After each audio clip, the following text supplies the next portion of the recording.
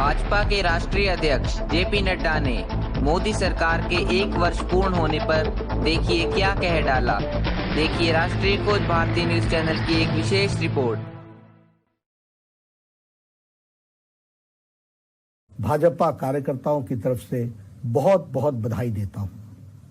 मित्रों, मोदी सरकार का प्रथम कार्यकाल यदि बहुप्रतीक्षित सुधारों व न्यू इंडिया के आधारभूत ढांचे को स्थापित करने वाला और समर्पित था, तो वहीं मोदी सरकार का द्वितीय कार्यकाल यह प्रथम वर्ष के कड़े व बड़े फैसलों तथा चुनौतियों को अवसर में बदलने के लिए जाना जाएगा।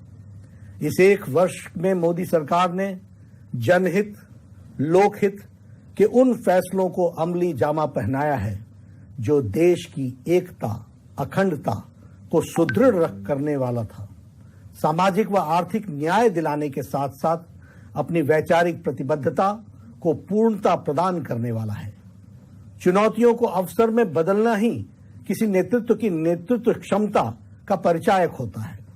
गत 6 वर्षों में देश की जनता ने यह देखा है और महसूस किया है, न्याय दिलाने के साथ साथ अपनी वैचारिक प्रतिबद्धता को पूर्णता प्रदान करने वाला है। चुनौतियों को अवसर में बदलना ही किसी नेतृत्व की नेतृत्व क्षमता का परिचायक होता है। गत 6 वर्षों में देश की जनता ने यह देखा है और महसूस किया है, न्याय दिलाने के साथ साथ अपनी वैचारिक प्रतिबद्धता को पूर्णता प्रदान करने वाला है। चुनौतियों को अवसर में बदलना ही किसी नेतृत्व की नेतृत्व क्षमता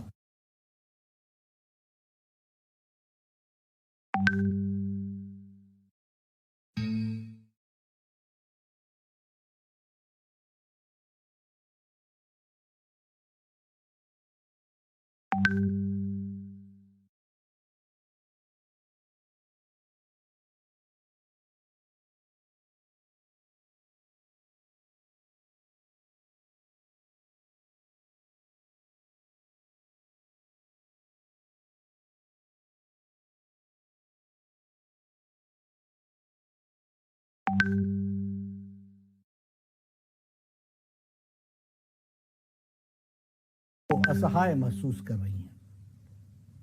ऐसी कठिन चुनौती से सामना करने के लिए प्रधानमंत्री श्री मोदी जी ने जिस संयम और संकल्प के साथ जन भागीदारी का आह्वान करते हुए कोरोना के विरुद्ध शंखनाद किया है, वह अद्भुत था।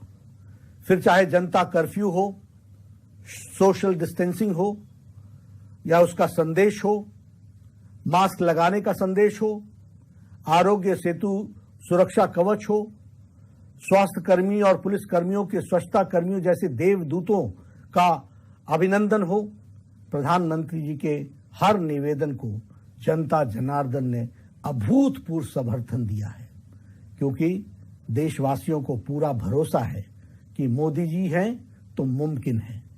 स्पष्ट नीति, सटीक निर्णय लेकर प्रधानमंत्री जी ने दुनिया को दिखा दिया है कि भारत ऐसी समस्याओं से भी मजबूती के साथ लड़ने और उसने निपटने का सक्षम है। एक प्रधान सेवक, एक प्रधान अभिभावक, एक संरक्षक के रूप में देशवासियों के हौसले को बढ़ाने और यह प्रधानमंत्री जी अद्भुत तरीके से इसको उन्होंने किया है।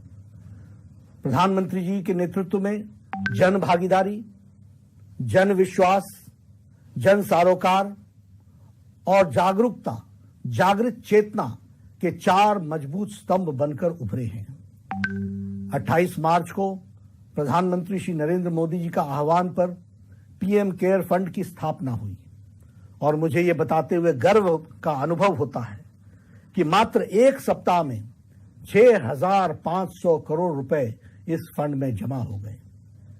ये बताता है कि कैसे हमारे प्रधानमंत्री जी के एक पुकार पर देश तन, मन, धन से सहयोग करने के लिए आगे आता है और इन्हीं 2 महीनों में इस महामारी से लड़ने की एक मजबूत स्वास्थ्य ढांचा खड़ा कर दिया गया है। प्रतिदिन 1.6 लाख से ज्यादा टेस्टिंग हो रही है, जो कि अप्रैल में मात्र 10,000 थी। देश में आज लगभग 1,000 डेडिकेटेड अस्पताल हैं, जहां कोविड महामारी की शुरुआत में ही पीपीई किट के निर्माण नहीं हो रहा था, वहीं आज लगभग 600 से ज्यादा अधिक स्वदेशी निर्माताओं ने आगे बढ़कर के द्वार देश के प्रतिदिन 4.5 लाख से अधिक पीपीई किट का निर्माण कर रहे हैं। देश में लगभग 60,000 से अधिक वेंटिलेटर की व्यवस्था की जा रही है, जिनमें से 58,000 से अधिक मेक इन इंडिया के तहत बन रहे हैं। इनमें से लगभग 50,000 वेंटिलेटर पीएम केयर फंड के आवंटित राशि से खरीदे जाएंगे। 650 से अधिक टेस्टिंग लैब कार्यरत हैं।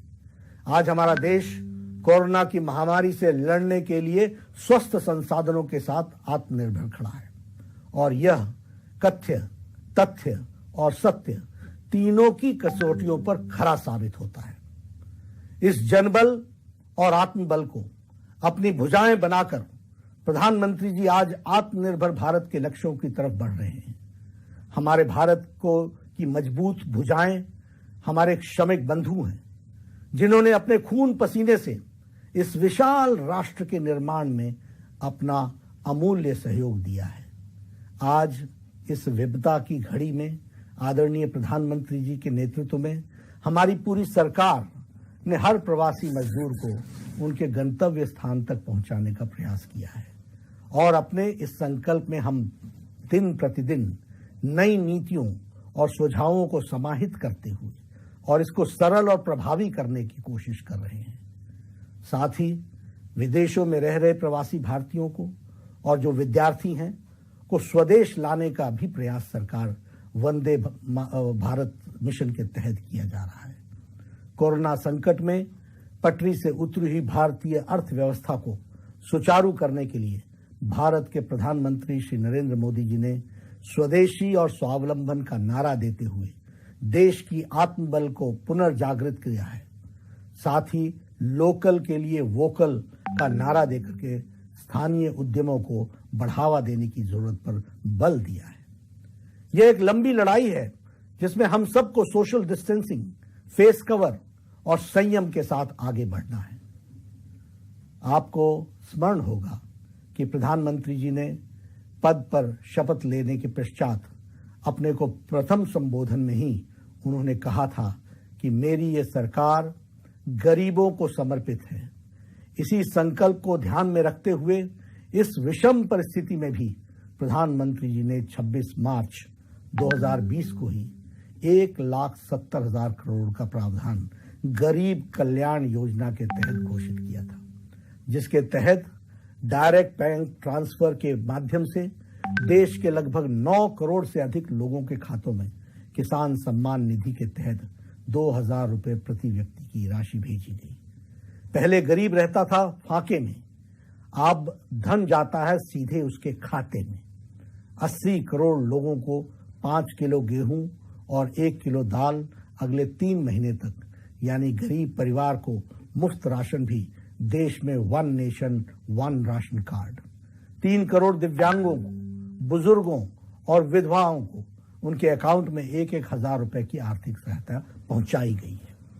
जनधन खाता धारकों को नकदी का संकट न आए, इसलिए प्रधानमंत्री गरीब कल्याण योजना के तहत 20 करोड़ जनधन खाता धारक बहनों को, माताओं को, महिलाओं को उनके खाते में 500 रुपए की सहायता राशि 3 महीने तक भेजी जाएगी। 8 करोड़ गरीब परिवारों को 3 माह के लिए उज्ज्वला योजना के तहत फ्री गैस सिलेंडर दिए जाएंगे। मनरेगा के तहत मजदूरी को 182 रुपए प्रतिदिन से बढ़ाकर 202 रुपए प्रतिदिन का कर दिया गया है, जिससे 13.62 करोड़ परिवार लाभान्वित होंगे। मोदी जी ने मनरेगा को भारत के इतिहास में सबसे अधिक 1 लाख करोड़ रुपए का आवंटन किया है। कोरोना महामारी से लड़ रहे स्वास्थ्य कर्मियों को 50 लाख रुपए का बीमा दिया गया है। आदरणीय प्रधानमंत्री जी ने विश्व के सबसे बड़े होलिस्टिक कोविड रिलीफ पैकेज की घोषणा की है। आदरणीय प्रधानमंत्री जी ने देश के सभी वर्गों को इस कठिन समय में सहायता पहुंचाने के लिए 20 लाख करोड़ के आत्मनिर्भर पैकेज दिए हैं, और इस पैकेज के अंतर्गत एमएसएमई के 3 लाख करोड़ रुपए का कोलेटरल फ्री लोन देने का भी व्यवस्था की है। किसान क्रेडिट कार्ड हेतु 2 लाख करोड़ रुपए की राशि आवंटित की गई है। कृषि के आधारभूत ढांचे के निर्माण के लिए 1 लाख करोड़ रुपए दिए गए हैं। रेहड़ी पटरी वालों के लिए उनको कर्ज देने के लिए 5,000 करोड़ रुपए आवंटित किए गए हैं अगले, जिससे 50 लाख स्ट्रीट वेंडर्स को लाभ होगा। प्रवासी मजदूरों के भोजन एवं उनके रुकने की व्यवस्था हेतु 3,500 करोड़ रुपए दिए गए हैं। कोरोना के वैश्विक संकट में आदरणीय प्रधानमंत्री जी ने सिर्फ अपने देश की ही चिंता नहीं की है, बल्कि वसुधैव कुटुंबकम को मानते हुए इस बात को चरितार्थ करते हुए 113 देशों को दवा पहुंचाने का काम आदरणीय मोदी जी ने किया है। यह मानवता का वह सेवा है जिसकी मिसाल आज पूरा विश्व देख रहा है। मोदी जी की सरकार ने अपने द्वितीय कार्यकाल में ही ऐसे अनेकों निर्णय लिए जिसका इंतजार भारतवर्ष दशकों से कर रहा था। आदरणीय प्रधानमंत्री जी ने देश को सुरक्षित करने के लिए, सभी को सम्मान देने के लिए, देश की एकता और अखंडता को अक्षुण्ण रखने के लिए, हर व्यक्ति को समान पायदान पर लाने के लिए ऐसे अनेकों निर्णय लिए जिन्होंने भारत की तस्वीर बदलने का कार्य किया है। कांग्रेस के शासनकाल में हुई ऐतिहासिक भूलें तथा जड़ हो चुकी समस्याओं का समाधान करने के साथ साथ सरकार ने आम जनता के हित में विषयों को प्रभावी कार्य किए हैं। मोदी जी के नेतृत्व में 1 वर्ष में अनुच्छेद 370, नागरिक संशोधन कानून, राम मंदिर, ट्रिपल तलाक, 3 तलाक जैसे लंबित मामलों को शांतिपूर्ण और न्यायपूर्ण समाधान देकर देश की एकता और अखंडता को मजबूती देने का काम किया है। इस ऐतिहासिक काम को अनुच्छेद 370 व 35A देश की अखंडता पर एक काले धब्बे जैसा था। यह न तो देश की अखंडता के हित में था और न ही यह जम्मू कश्मीर के लोगों के प्रगति के हित में था। 1950 से चली आ रही यह समस्या को मोदी सरकार ने जड़ से समाप्त करने का साहस दिखाया। इस निर्णय से हमारे श्यामा प्रसाद मुखर्जी का एक निशान, एक विधान, एक प्रधान का संकल्प 100% पूरा हुआ है।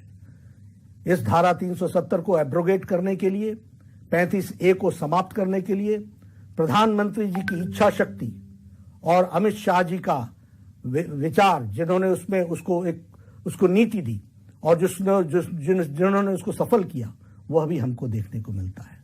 और आप जब जम्मू कश्मीर, लद्दाख क्षेत्र की क्षमता को देश की मुख्य धारा में शामिल हो गई है, इस निर्णय से प्रधानमंत्री ने वह के वंचित, शोषित, पिछड़े समाज को उनके संवैधानिक अधिकार देने का रास्ता साफ किया है, जिससे उन्हें दशकों तक वंचित रखा गया था।